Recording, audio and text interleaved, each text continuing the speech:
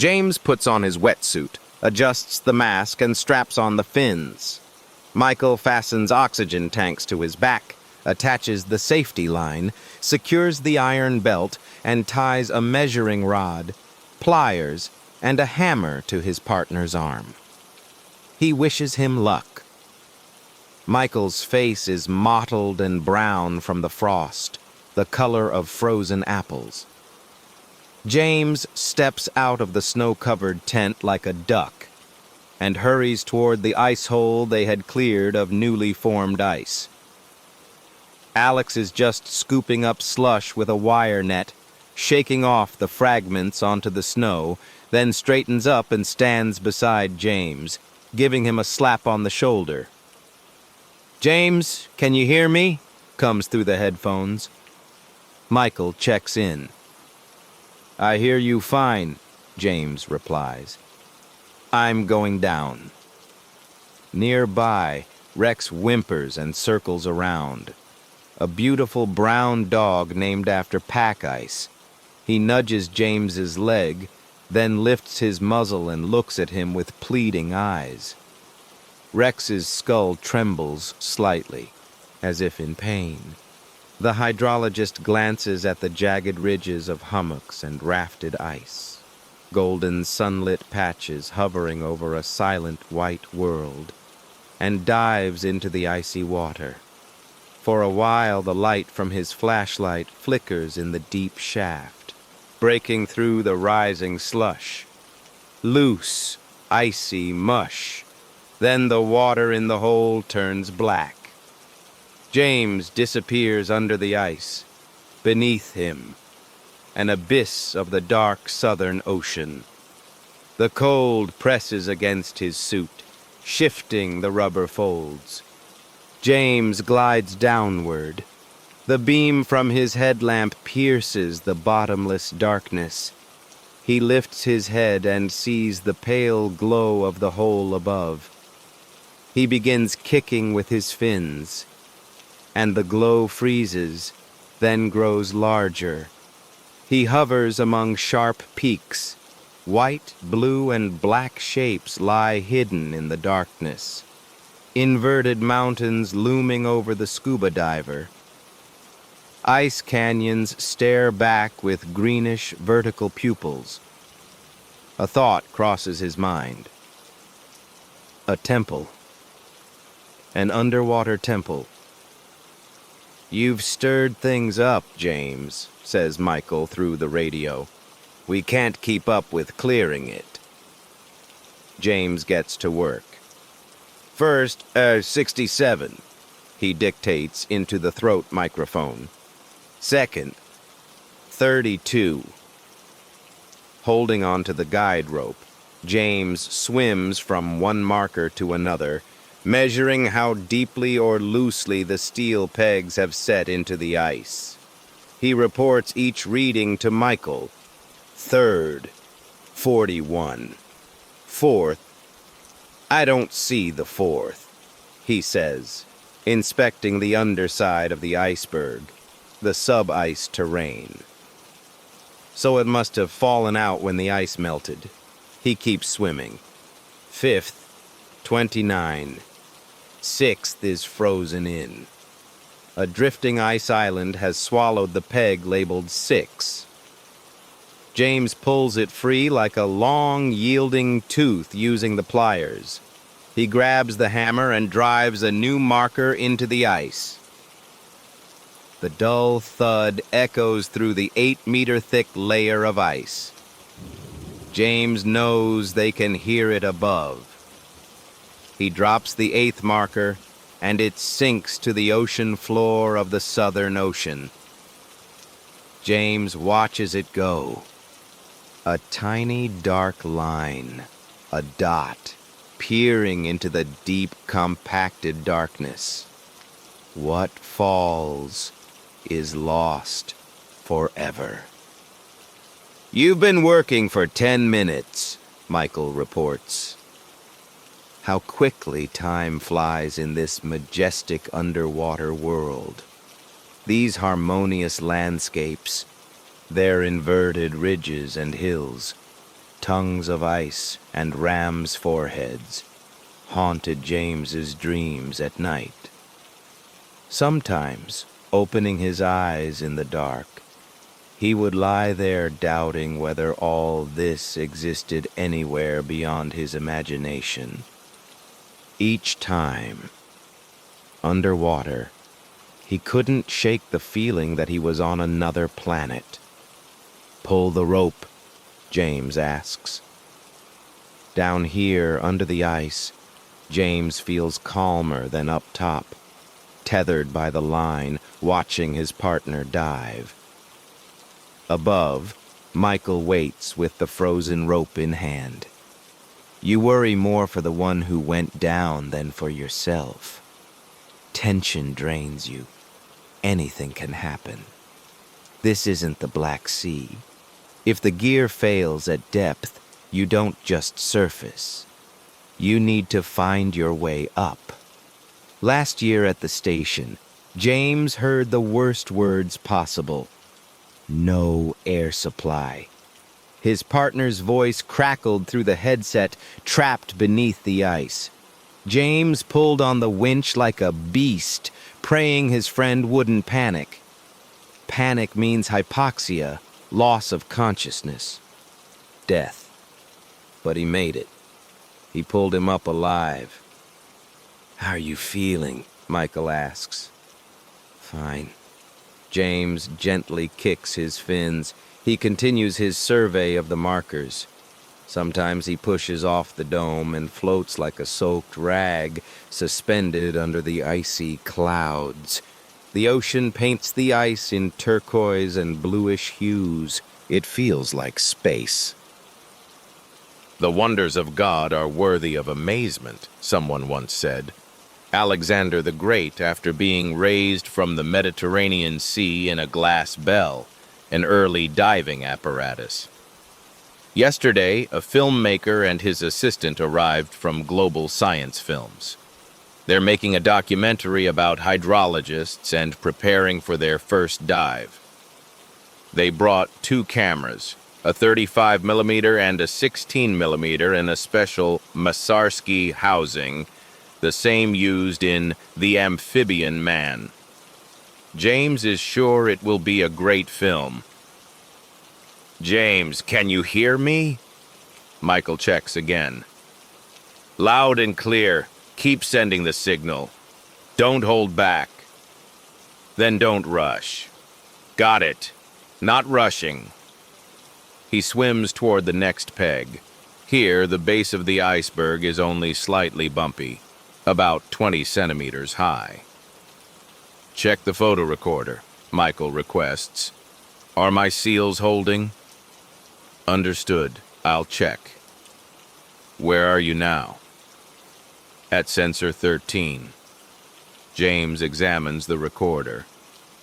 "Seals are good. Only the trigger sticks a bit. Otherwise, all normal. Moving on." "You've been working half an hour. That's why I'm hungry." "Time to wrap up, James." "Roger." James hears a distant rumble, like wind blowing through cracks, the groaning of shifting ice. "What's that noise?" James asks. "Do you hear it?" "Ice movement," Michael answers. "Not far away." James imagines a massive floe cracking from within, and along its edge, sheets of ice climbing over each other. "Is it dangerous?" "No, we're fine. Finish up. We'll pull you up." "Copy." Suddenly, something strong and flexible wraps around James's waist. He feels his legs tighten in a powerful grip. James looks down and shudders. Wrapped around him is an Antarctic octopus, a monster unknown to science. Free tentacles reach for his mask, for the regulator. Enormous icy eyes stare at James. His legs are locked in a tight grip. James struggles with all his strength. and the octopus writhes too, releasing a cloud of white crystals. Darkness spreads as tiny ice fragments swirl through the water. The grip doesn't loosen. James stops fighting. Better not to panic under the ice. While the tentacles haven't reached his arms yet, he reaches for his knife, trying at the same time to see the creature through the thickening sludge. A loose cloud of fine ice obscures his view. Slush. Deep sea bottom ice stirred up from below. He twists the knife once, twice, 3 times. James, what's going on? Michael's voice crackles in the headphones. 4th turn. 5th. The knife finally comes free from its sheath, and James strikes. But there is no monster. Around him is only stubborn slush. James clears it away with his hand and knife. The safety line inside which the communication cable runs has wrapped tightly around his legs. He's tangled in the rope, but that's not all. The signal cord is pulled taut. It's caught on something. James, Michael asks anxiously. Hold on, it's jammed. What happened? James follows the line along the frozen surface. The rope sags slightly. James sees the cause. Well? Michael presses. It's stuck. I can't go back along the line. Stay calm. Stay calm. James, you have 10 minutes of air left. We'll send down the blinking light now. When you see it, cut yourself loose and head to the backup hole. Understood. James looks at the knife but doesn't rush. Now he has some extra rope length for movement. Somewhere above, Alex and David, the oceanographer from the Institute, are running toward the backup hole to lower a blinking light into it. Michael stays in the tent, speaking directly into James's earpiece. Do you see the blinking light? Michael asks. Not yet. James refuses to panic.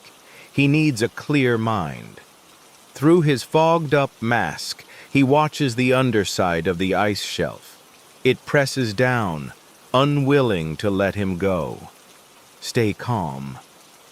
Can you see it now? No.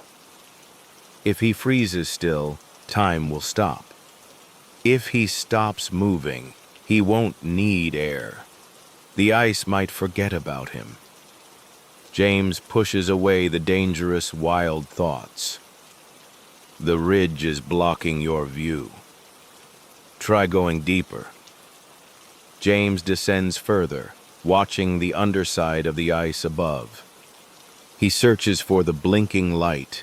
It should be visible here, where ridges don't block the way. He must find the signal. Cleared the ridge. Do you see anything? Still nothing. James, go deeper. James checks his depth gauge. The dial glows faintly like a small jellyfish. The ridge ends. James dives deeper, and suddenly spots a glowing dot. It flickers. Got it, I see the blinking light. James readies his knife against the safety line. Cutting the line.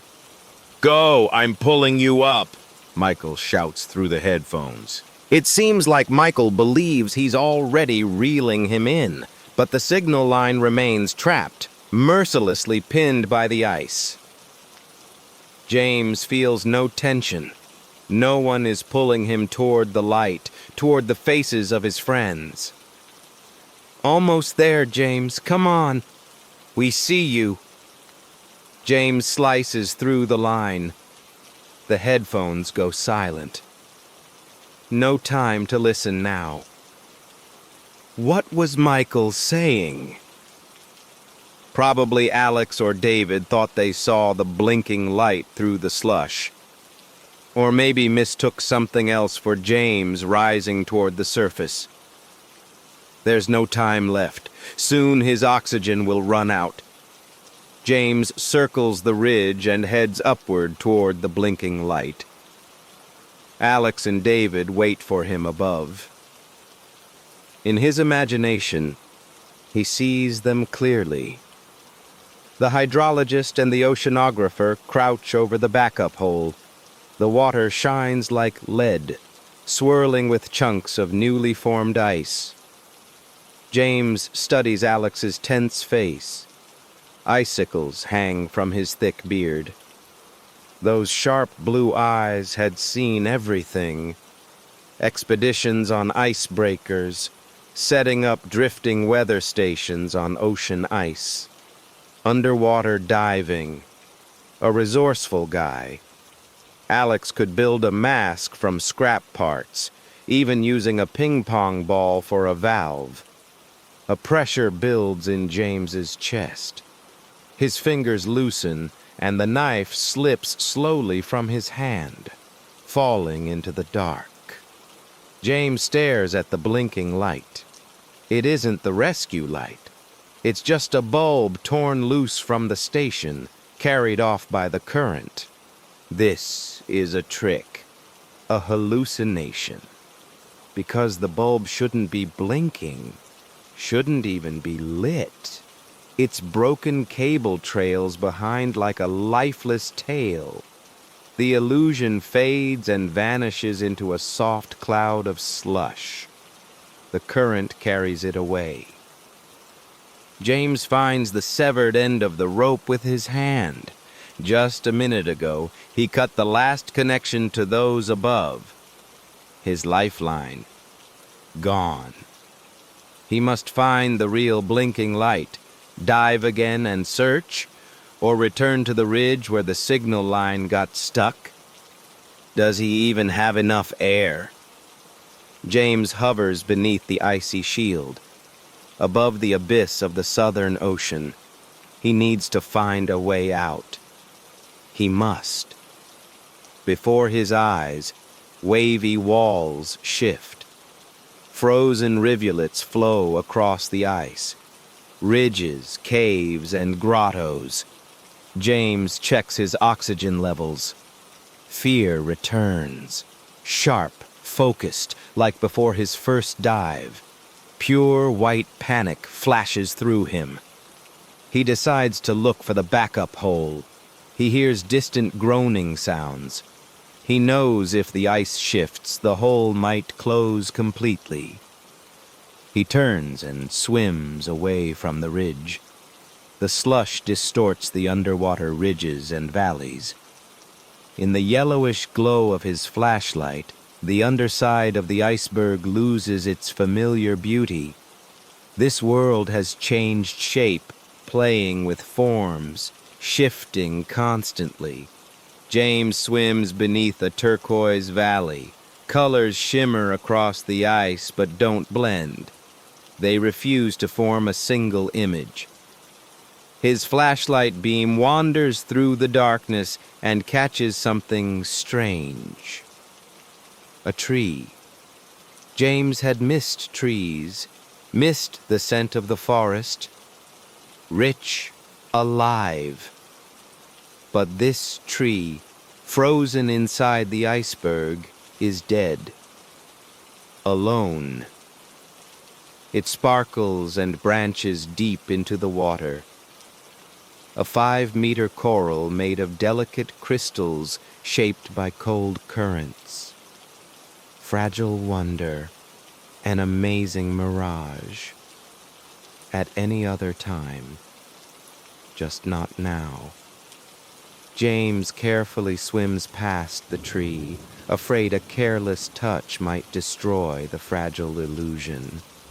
But after a few meters, he turns for one last look. For a moment, he thinks he hears a bell-like chime from the crystal branches. On the tree, growing right in the middle of the icy valley, hang frozen bodies. The tree is sharp and solid as diamond. Its crystalline branches pierce the bodies through and through, tearing open jackets and trousers. The station chief hangs at the very top, facing the abyss, a shard of ice sticking out from his neck below the Adam's apple. He used to call the divers submariners. James recognizes the radio physicist, the communicator, the magnetologist. Their hair floats like seaweed. Empty eye sockets watch James. He turns away and keeps swimming. This isn't real. None of it is. "Rise," he hears in his earpiece. That's not real either. He cut the line. He is alone. But how much he wants to believe. "Roman," James whispers with numb lips. Roman Cogan, the only man who'd shared over 500 dives with him on this station alone. And before that, 3 more stations. Thousands of hours beneath Antarctic ice. Cogan always loved risk, mountaineering, skiing, spearfishing. He worked as a mountain rescuer in the Caucasus, boxed, skydived, was among the first volunteers for the North Pole expedition team. James looks through the ice and sees Cogan lowering his hand into the hole, searching through the slush, and something grips that hand and pulls. Silence from the radio. He cut the line. James shakes his head, searching for the blinking light, and terror grips his heart. 2 enormous black eyes stare at him from a long, hooked nose. James exhales slowly. The water-carved sculpture loses its human likeness, but not entirely. Tiny specks and pale fibers of ice float in the water. It's common above land when flying in a plane, but underwater. Slush sparks in the beam of his flashlight, grotesque cities and faces. James feels fingers crawling up his spine, hard touches probing through 2 wool suits and his wetsuit. He turns and sees something dissolving, losing form, just moments ago whole. Floating before him, a cloud of slush. James is certain that seconds ago, this cloud stretched toward him with clawed fingers. He keeps swimming. He flinches when he sees a light.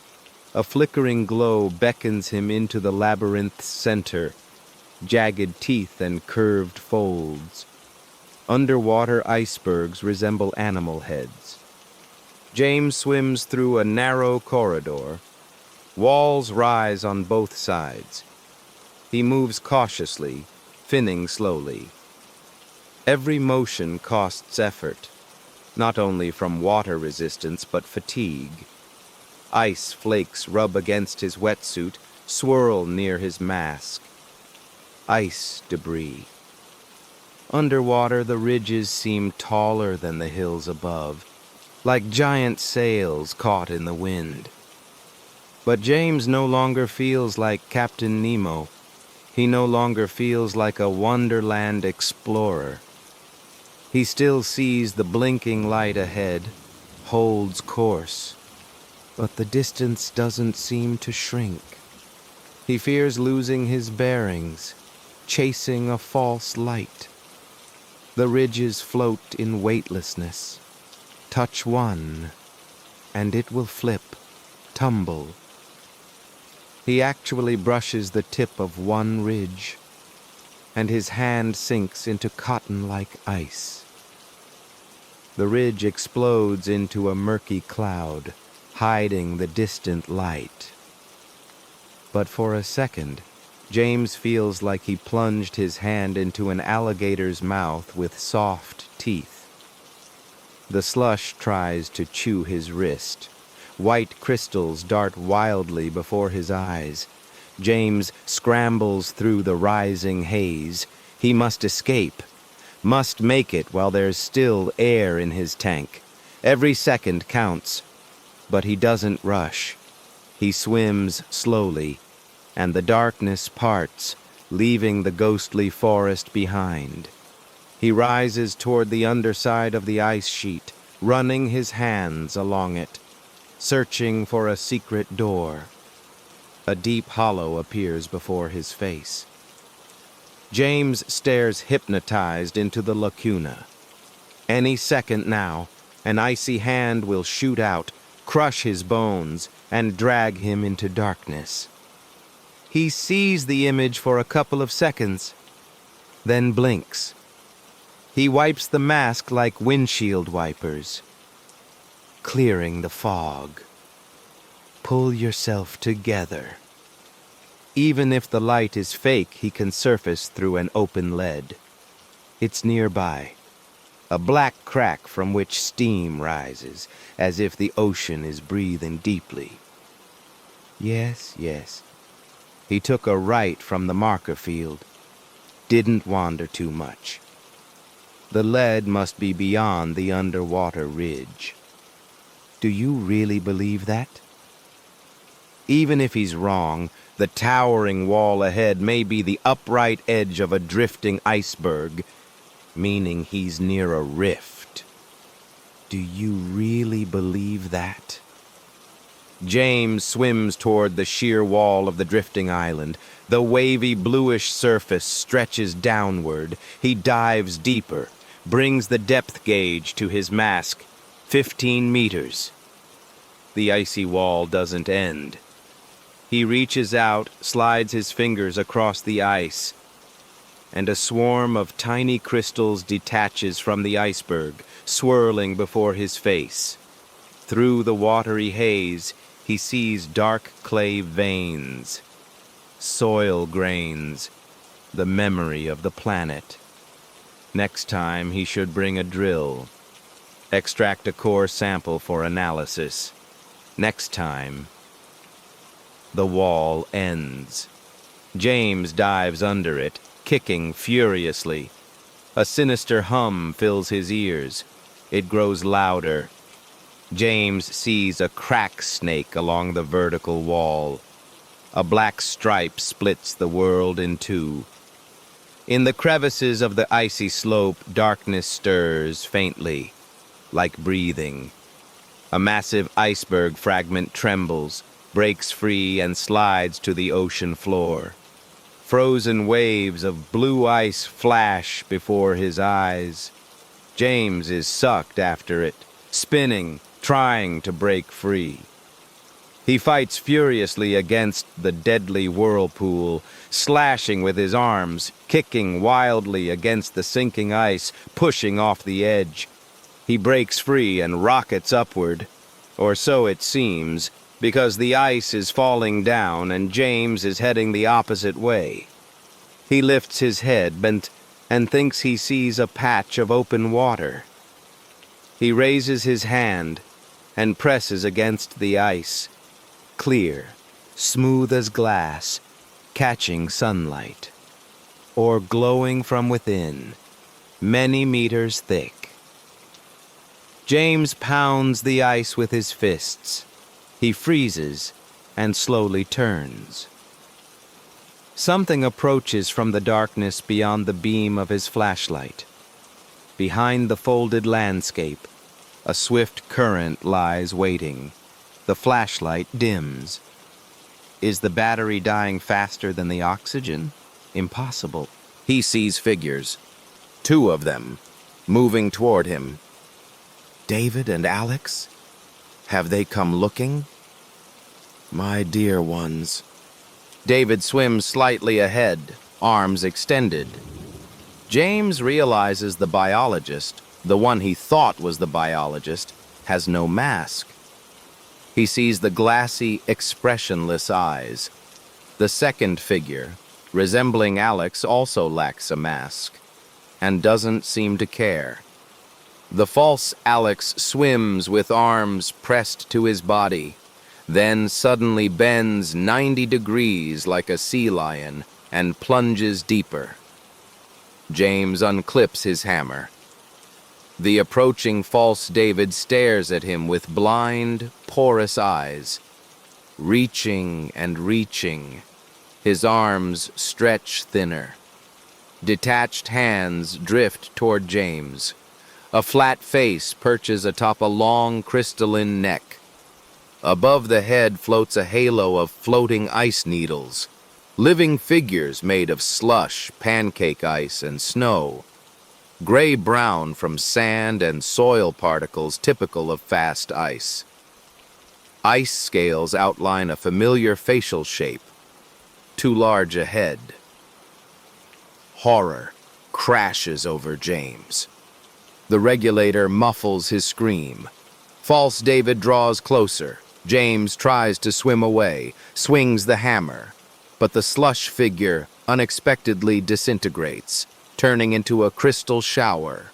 The viscous mass flies in all directions, blocking his view. James doesn't want to find out where the second figure went. But false Alex surfaces from the slush cloud where false David vanished. The figure rises from the darkness below James's feet. The false Alex's mouth is wide open. Not a mouth, but a beast's jaw full of square teeth, like piano keys. Monster teeth. Teeth like shattered nylas. Elastic ice crust. The figure jerks, mimicking the posture of a dead man.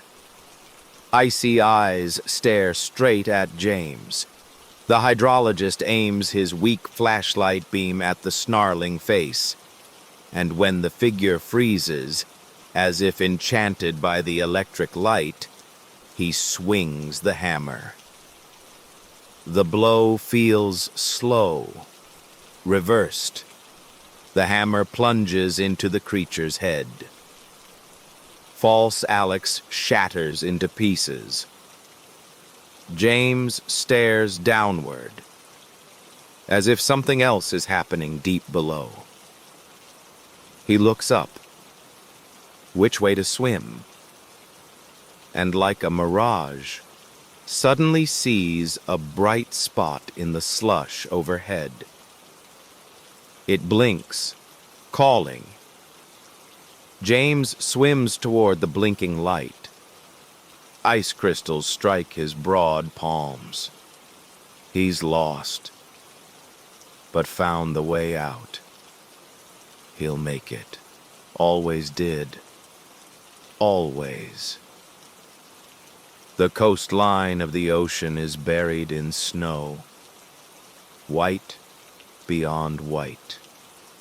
But soon white will turn gray, then black. Polar night arrives. James is lost on his way back to the station. Under the sled runners, the snow squeaks. A team of 8 Siberian and Kolyma breed dogs races across the endless tundra. The dogs are colorful as pencils, white, gray, brown, and black. Watching them, James rests his eyes from the blinding snow. Leading the pair was a brown dog named New Year, taller than the others, long-legged, strong, smart. But now New Year drags his paws, glancing back at his master, unsure where to go. James stops the team. Let them rest. He takes off his gloves, pulls out a cigarette case, lights up. A storm begins. Wind cuts through his coat, blinds his eyes, tries to throw him from the sled. How can he find the old hunter's dugout converted into a food storage shed? In this snowstorm, he barely makes out the silhouettes of the dogs. New Year keeps stopping, trying to turn back. James throws an ice cube at him. The dog whimpers, spins in place. James jumps off the sled and walks toward the stubborn leader. He beats him lightly on the sides with the club. New Year refuses to move. James gives up, hides from the wind behind the sled. He sits blankly, sipping alcohol from a flask. He stares at his huge hands, swollen in gloves, clenching frozen fingers. Over his lowered head, the wind howls and rages.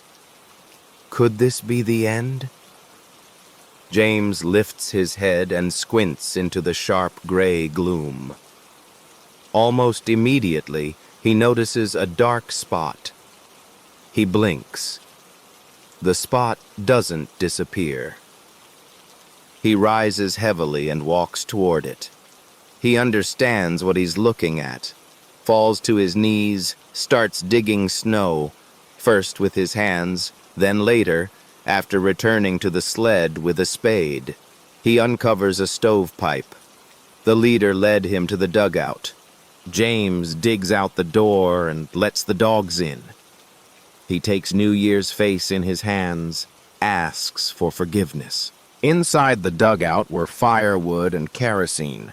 Under a skin blanket on the bunk, James found a worn Bible with pencil scribbles in the margins. Notes left by some hunter. During the storm, James deciphered the writing. Weather worsening. Today colder than yesterday. Whole sky covered in clouds coming from the east. On one page, the hunter wrote, "Thermometer burst, no spare." Then, "Today the snow is angrier." Several pages later, I hear him talking to me. By the light of the kerosene lamp, James stared at the dancing scribbles. I saw a face in the snow, huge, as if someone screamed from below. James felt a strange unease. The final note read, "I was vomited out by the snow." The dugout grew stuffy. Probably snow had packed the cracks.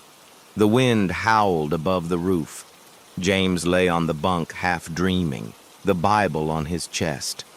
I was vomited out by the snow. The storm ended on the fourth day.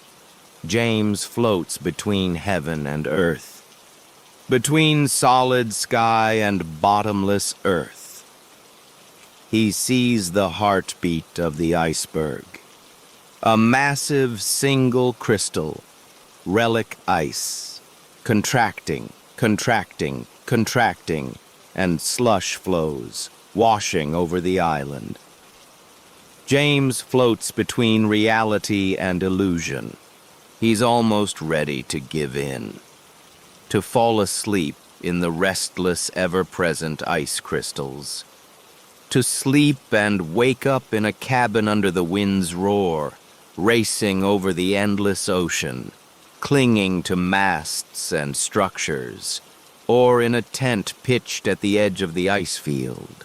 Warm in the tent, the kettle boiling, Rex lying by the double-burner stove, and Kogan sitting on a nailed-shut crate with the emergency supplies, squinting. And the tea is ready in the cup. No. Must fight. Try to escape the grip of the icy island. Thoughts blur, dragging him downward. Bubbles of carbon dioxide rise loudly. Above him, a thick layer of ice. Below, the Southern Ocean. A 3-kilometer abyss. I can fall. I am falling. I will keep falling. For a long, very long time. Sleepiness overtakes him. His head spins, ringing in his ears. He tries to remember which way he was swimming. Breathing shallow, breaths short. Wants to close his eyes, but something stings his leg. Burns like nettle. He opens his eyes and looks down. In the cloudy slush, long threads drift beneath the cap of a phosphorescent mushroom. He sees a torn pant leg, probably sliced by a falling piece of ice, and feels a burning heat beneath his skin, as if a hot needle ran across it. A jellyfish. It stung him. Where did it come from? He focuses on the ice above. There must be a hole or patch of open water or a crack somewhere. He finds the blinking light again, remembers what it is, what it might mean, and swims toward it. He feels euphoria mixed with vague anxiety.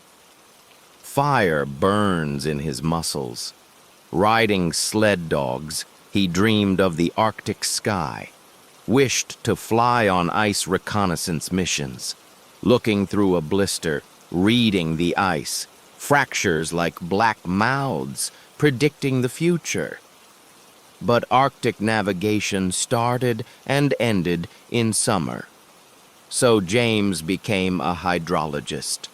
Now he is farther from the sky than ever. He sees an opening above, a hole choked with slush. Millions of crystals rise from the ocean floor into the shaft. Barely thinking, James climbs upward. Hands work, ice shards tear his suit. Before his eyes, only slush mocking him, creeping under his suit. It keeps rising from below. His air is gone, or already gone. He feels nauseated, fears he'll vomit, slush and drown in it. Just meters from salvation, his face muscles twitch, stomach cramps. He gets stuck. No, no, no. Midway through the hole, ice has refrozen, forming a waste. James can't move. His consciousness pulses, threatening to plunge into darkness. But he forces himself to focus. He pushes back, dives again. The tanks widen the passage, knocking slush from the walls. He slips free from the shaft, begins kicking again, rising. Soon he'll see their faces, the sun. His hands no longer punch the walls, they scratch. He gets stuck again, this time firmly, as if in a vice. Can't move his shoulders. His right hand sticks up, reaching for the opening. James suffers auditory hallucinations. He hears silence, the grinding of ice, and a mad scream. His heart pounds in his chest, wounded, terrified. Waves of painful spasms ripple through his body. His thoughts blur. But amid the chaos, two words emerge clearly. He is alive. The ice is alive. Capricious, hostile, treacherous. Its evolutionary peak, the iceberg. A millennia-old slab floats along column roads, veined with blue streaks of frozen water in cracks, melting and hissing, releasing ancient air, crumbling and aging. Ice is stronger than man. Always was, always will be. Planes lie at the ocean floor beneath the ice that cracked under their skis. Ice crushes ships in channels carved by nuclear-powered icebreakers. Ice is cunning, all-powerful. Look, man, at its muscles, its bones, its blood. Blurring eyes, James stares at the slush, trying to convince himself it's nothing more than ice crystals, nothing more. No, it's the iceberg's thoughts. Evil, dark, angry. James is almost certain of it. The ice shrieks from all directions. Die. The radio stirs to life. In his earpiece, noise, crackling, grinding like broken solder, rustling ice, and a heavy groan and a voice, low, cold. Water remembers. So why wouldn't it carry anger, accumulate rage? James closes his eyes. Ice covers his arms and legs, blocks of ice. His tanks are empty. Die. Losing consciousness, he understands he is hearing the voice of the iceberg, and no longer feels someone grab his hand.